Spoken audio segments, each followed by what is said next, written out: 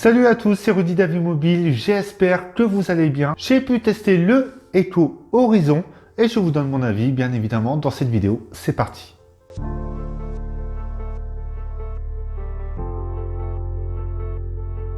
Pour faire simple, cet Echo Horizon est donc le haut de gamme de la marque. Et en plus de cela, c'est un smartphone qui possède quelques particularités sympas comme le format 18/9 et on en parle tout de suite. Pompon, t'as pas envie de voir d'autres horizons que ta couette? Cet Echo Horizon possède donc un écran 18/9, ce qui lui apporte un ratio de 80% sur la surface complète du smartphone. Nous sommes également en présence d'un smartphone borderless, c'est-à-dire sans bordure. Il reprend également ce qui se fait de mieux actuellement sur le marché et chez les constructeurs sur leurs smartphones haut de gamme, comme le Samsung Galaxy S8, qui est un design de plus en plus copié, même par les petits constructeurs, et qui s'en sortent parfois bien ou parfois très mal. La petite déception, c'est tout simplement que ce smartphone est en plastique et non en verre, ainsi que le cadre qui n'est pas en aluminium. Cela ne gâche pas vraiment la sensation en main, mais c'est vrai qu'un smartphone en verre aurait pu faire soit monter le tarif, ou même proposer quelque chose de bien meilleur en main. Hormis cela, ce design est très intéressant et permet vraiment d'avoir une bonne prise en main. Les seuls petits défauts visuels sont tout simplement que le cadre dépasse un peu des bords de l'écran. Si on recherche le petit détail, on peut remarquer que la vitre est rectangulaire et donc que l'écran est légèrement arrondi sous la vitre. C'est un léger défaut visuel qui ne se voit presque pas, c'est tout simplement un peu chercher la petite bête. Le dos est quand même assez fragile, il marquera très rapidement, il prend rapidement les traces de doigts, les poussières, ce qui amènera un aspect qui peut être assez sale au quotidien. Et la deuxième petite chose à reprocher sur cette prise en main, c'est tout simplement le poids du smartphone puisqu'il est assez lourd, mais on s'y fait rapidement. Lorsque l'on tapote un peu sur ce dos, on entendra comme un vide entre les pièces internes et ce dos. Sinon, dans l'ensemble, la prise en main est vraiment très agréable. Au quotidien, c'est appréciable de l'utiliser. Echo intègre donc un écran IPS de 5,7 pouces HD+. C'est-à-dire 1440 pixels par 720 pixels. Cet écran est vraiment agréable au quotidien, quoique les couleurs légèrement saturées, mais très agréable visuellement.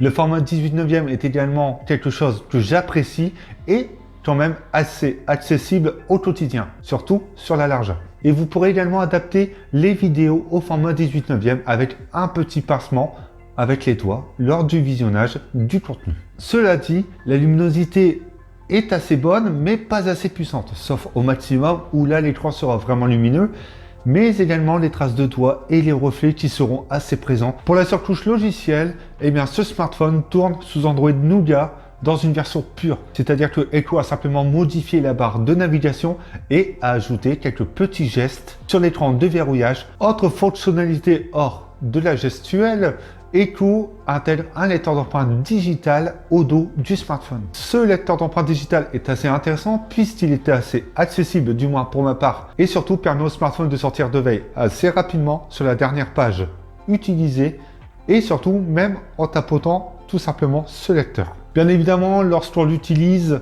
il m'arrivait d'effleurer le deuxième capteur photo, oui, puisque ce smartphone possède deux capteurs à l'arrière et deux à l'avant, et on revient dessus tout de suite après. Et surtout, on sent que ce capteur peut bouger un petit peu, mais surtout lorsque l'on joue avec. Comme dit, ce terminal possède deux capteurs photo à l'arrière et deux à l'avant.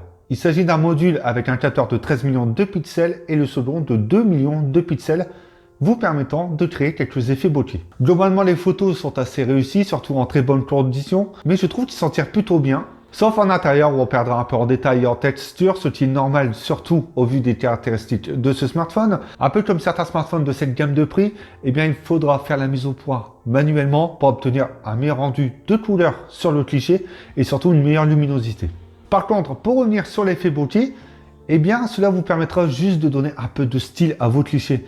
Parfois, tout le tour de l'objet est rogné et surtout, il faut être bien positionné pour pouvoir bien mettre le flou en arrière-plan. À savoir également que c'est pas encore au point, c'est tout simplement logiciel et que les photos avec cet effet ne seront pas parfaites du tout. La caméra frontale, donc de ce double capteur de 8 et de 2 millions de pixels qui vous permet également de donner cet effet de profondeur de champ.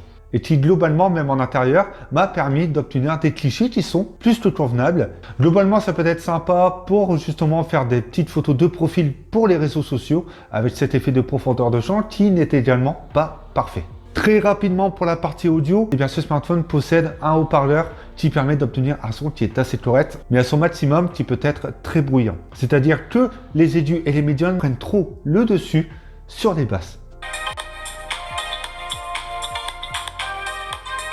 En ce qui concerne les connectivités, ce Echo Horizon possède la 4G+, et dans l'ensemble au quotidien, ça a été assez satisfaisant. À savoir que vous pourrez également intégrer 2 SIM si vous le souhaitez dans le port, ou tout simplement une SIM et une carte micro SD. Au quotidien, ce smartphone est plus que suffisant en ce qui concerne les performances globales. Le socle intégré de chez MediaTek, qui est donc le MT6750T, fait plus que l'affaire au quotidien. Le tout est assez bien optimisé. À noter que les chargements lors de pages web ou de jeux sont quand même assez rapides. À savoir que si vous jouez avec une connectivité ou en réseau, cela peut créer justement quelques petits lags, mais également sur la réactivité globale du smartphone. Comme lorsque vous recevez énormément de notifications, le smartphone commencera à bugger un petit peu et connaître des latences. Même du côté du multitâche, je n'ai pas été déçu puisqu'il est assez simple de reprendre les applications là où vous vous étiez arrêté. Pour l'autonomie, le point le plus important sur un smartphone, eh bien c'est bon sans être excellent, puisqu'au quotidien, j'ai pu atteindre les 3h30 jusqu'à 4h30 d'écran allumé. Donc comptez en moyenne 4 heures d'écran allumé au quotidien, ce qui vous permettra de faire votre journée, mais pas forcément de pouvoir faire plus d'une journée. Je m'attendais donc à ce résultat, ce n'est pas une surprise pour moi, mais pour ceux qui souhaitent un smartphone pas très cher, cela peut être amplement suffisant. Et pour petite information, il s'agit d'une batterie de 2940 mAh qui se recharge via un port micro USB et non un port USB type C. Et là, certaines personnes peuvent être déçues. Alors, mon avis concernant cet Echo Horizon. Il s'agit tout simplement d'un smartphone aux fausses allures de smartphone premium sur les matériaux utilisés. Faux semblant de verre et faux semblant d'aluminium qui est assez bien travaillé, mais qui manque un peu de finition. Mais pour le prix, sincèrement, ça ne se voit quasiment pas. Et c'est vraiment pour chipoter. Ce smartphone est réactif au quotidien, il vous permettra de pouvoir terminer votre journée et surtout, il est assez performant. Donc, que demander de plus sur un smartphone à moins de 180 €? Puisque Echo propose un design qui est dans les tendances d'aujourd'hui, à un prix très abordable et très accessible, et avec des fonctionnalités assez intéressante. Si vous venez d'un Galaxy S8, je vous dirais que ce smartphone n'est pas fait pour vous, mais pour ceux qui souhaitent goûter à autre chose qu'un smartphone de chez Echo avec un design similaire ou même souhaiter goûter à ce format 18/9 sans dépenser trop d'argent de votre poche, pourquoi pas se lancer et justement essayer d'aller vers cette marque. Maintenant que vous connaissez mon avis concernant ce smartphone, n'hésitez pas à donner le vôtre dans les commentaires.